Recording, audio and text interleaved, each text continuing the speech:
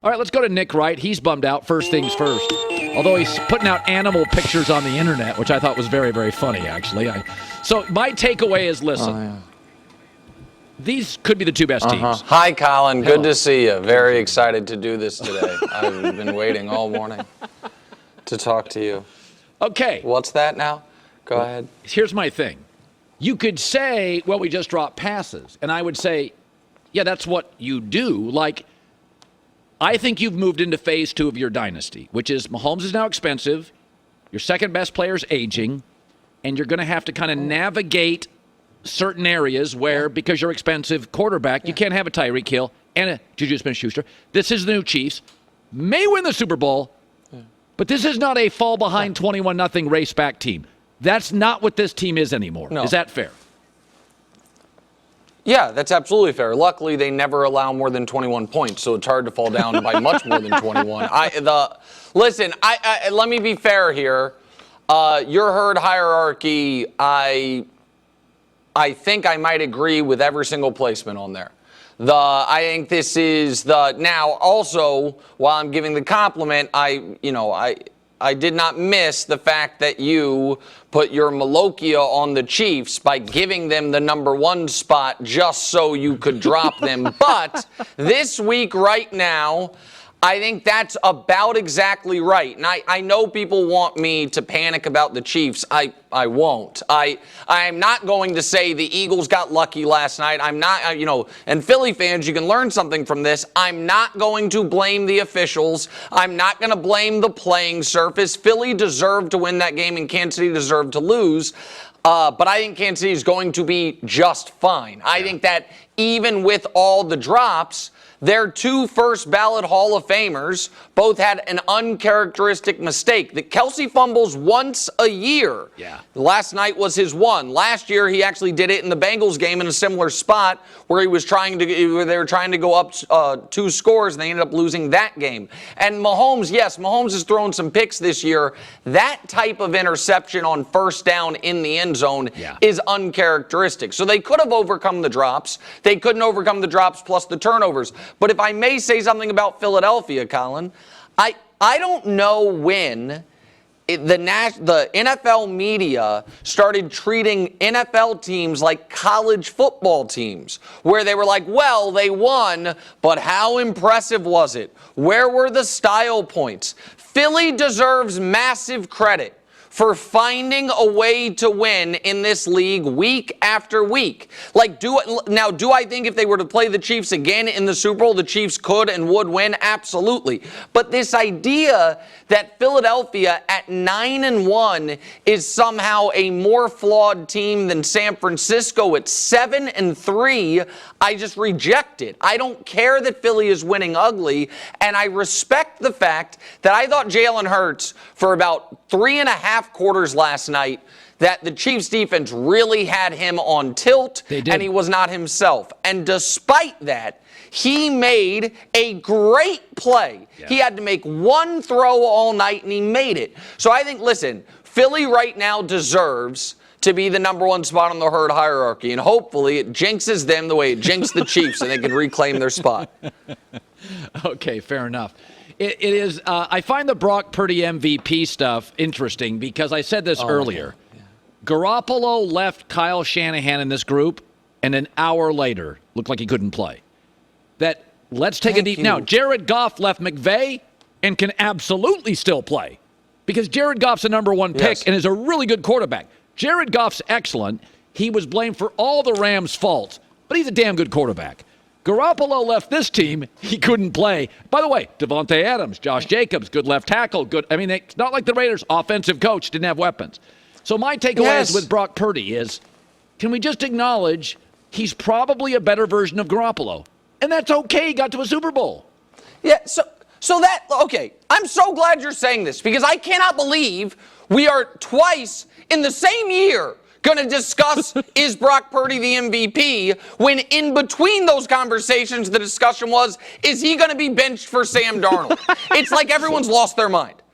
So on the Garoppolo point, everybody go look at the 4 starts Jimmy G had, his 4 final starts with the Niners, not counting the game he played a couple snaps and got hurt. once they got Christian McCaffrey. A 112 passer rating, 7 touchdowns, no picks, the best football of his career. And then that same exact player went to the Raiders and got benched for a kid from Purdue and led the league in picks through the first 8 weeks of the season. Same guy. So maybe there is some system adjustment here. And everyone's wants, here's the thing that I don't buy into. You can say I'm too, skeptical of Purdy. That's fine. We'll see if that ends up being the case. But it is not hating on a guy to say he is not the most valuable player in the NFL. Like the idea that it's like, well, give him his flowers. Okay, flowers is one thing. The single most prestigious award the league gives out to a player, that's another thing. And no matter your definition of MVP, everyone knows in their heart of hearts they don't think it's Purdy. If you are truly saying, well, valuable's in the word, so it must be about value, does anyone think he is more valuable to the Niners than Lamar Jackson is to the Ravens? Of course not. And if it's, well, valuable doesn't matter. It's about who's the best player. Does anyone think he's the best player on his own offense? Of course not. That's Christian McCaffrey. Like, this is, the Purdy stuff is really baffling to me. Everyone knows that exact scenario we saw this weekend, have a lead in part due to his good play early and then cook, he can do. We had questions. How will he look if guys are out? How will he look if they have to come from behind? We saw those come together in 3 straight weeks, and he failed all 3 tests. And then all of a sudden people are like, you know what? He's the valedictorian. He's not. It's a good story, but stop with the MVP. Everyone has to stop. So there was, history gives us a pretty good template for the future. And when people said Russell Wilson is washed, I said, timeout. He's never had a major injury. We know he's a workaholic. Like he's doing sit-ups on planes. Like, there's no precedent for being 105 passer rating. About it. Yeah, he'll tell us about it. But there's no precedent from 105 passer rating to Zach Wilson. Like, it does. I don't buy it. So I feel somewhat redeemed here that I see Russell. But the other day I was thinking about this. I do think it's about 90% of Seattle, Russ. The laterals, the rainbows, accurate. Am I overstating it? If you were Denver today, what do you do with Russell? I don't think it's 90%. Mm-hmm. Here's where I think I was highly critical of Sean Payton through the first month of the year. And while I stand by that, through the beginning of the season, I didn't think he had done a good job, and I think he had put his team in a rough position with some of the commentary. The fact that he pulled them out of the spiral they were in, and they are now when we show the graphics, they're on the in the hunt part of the playoff picture is remarkable. Yeah. So he deserves a lot of credit, and for a team that was 1-5 and looked dead in the water. You said you were texting with Sean. Maybe he would tell you, but you couldn't tell me. I'd want to know what he thinks of Russell Wilson. Because I watch these Broncos games. Yeah. And it doesn't seem like he really trusts his quarterback. Yeah. It's a whole lot of very, very short passes, and then that type of throw to either a moon ball or a shot to Cortland Sutton. And I think it is that's why I give Sean Payton credit for making it work. But I personally believe the best case scenario for the Broncos would be if Russ plays well enough the rest of this year that you could convince someone that they would like to acquire him even for just a mid-round pick. You'd still have a bunch of dead money, I understand that.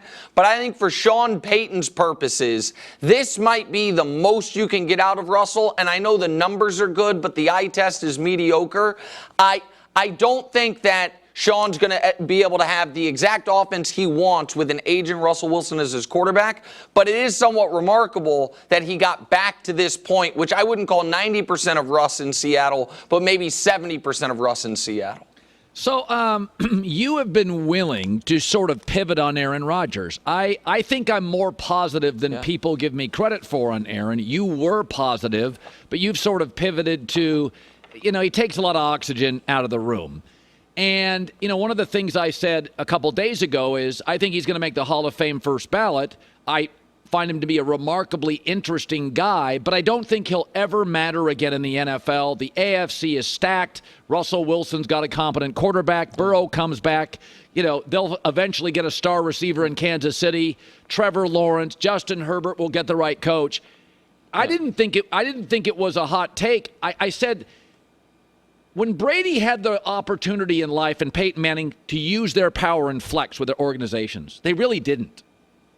Every time Aaron gets the opportunity, Hackett to the Jets. Alan Lazard to the Jets. Yes. Tim Boyle to the Jets. Tim Boyle. He wants you to know I got a lot of power here. And I think it's his undoing. So I want to talk about Boyle, his buddy now quarterbacking, and if Aaron's need to show that he has power is actually now going forward limits what they can acquire for him. Well, listen, and I don't know what the if it's to show he has power, if it's out of just loyalty to his friends, if it's just as simple as kind of misreading how good players or personnel or coaches still are. I don't know what it is, but I do know unequivocally that the Jets offseason, being the Aaron Rodgers friends and family plan, was an unmitigated disaster. Yeah. That's undeniable. Cobb can't get on the field. Alan Lazard is at best at this point a number 3 receiver, and that might be pushing it. Yeah. Nat Hackett has never called a great offense in the NFL. People are like, oh, he was the OC in Green Bay. Yes, but LaFleur was calling the offense. Like, there are so many things that the Jets did seemingly to placate Aaron that seemingly just had no actual, they weren't tethered to winning football at all. And here's what I think, and I know Jet fans don't like to hear this. I do not believe, I think the Aaron injury has potentially tricked the Jets into believing, oh, if he didn't pop his Achilles, we would have been fine. Yeah. No, you would not have been. You still have that same offensive line. You still have, of all your skill position guys, you have a good running back and an excellent receiver, and then a bunch of guys. You still have a head coach that I have major questions about and an offensive coordinator that I have nothing but questions about.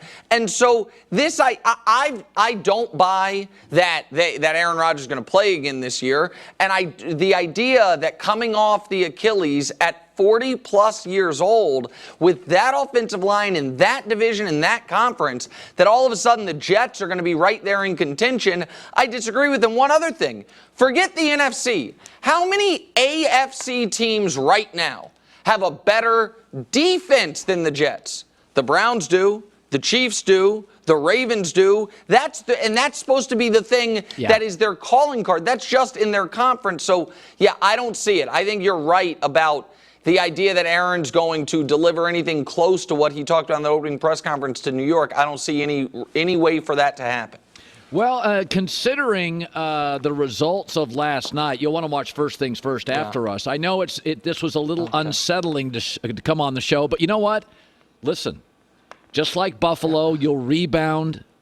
Just like Buffalo. Yes, but I know, but you know, Colin, I'm going to say this just real quick. And somehow you've gotten off the hook with your 34-6 prediction multiple times. And then I heard you be like, game went just how I thought. I was like, really? I thought you had 34-6 Philly, but maybe that was just for the Twitter streets. That's not the point.